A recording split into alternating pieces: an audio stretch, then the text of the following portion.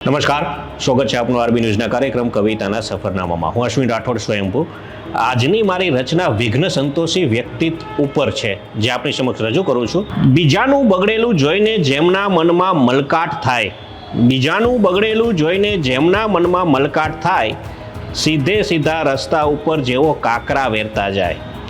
કોઈ ચડતું હોય ઊંચે તો ખેંચે એના ટાટિયા, વાત હોય જો નાની સરખી મારી દે ગાંટિયા.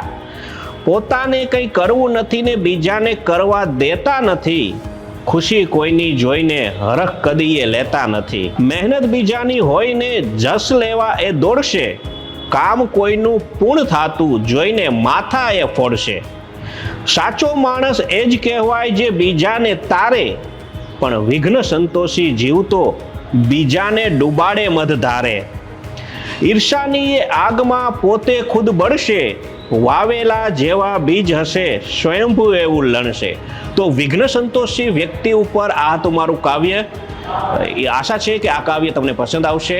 હું હતો આપની સાથે અશ્વિન રાઠોડ, કાર્યક્રમ કવિતાના સફરનામામાં. નમસ્કાર, અસ્તુ.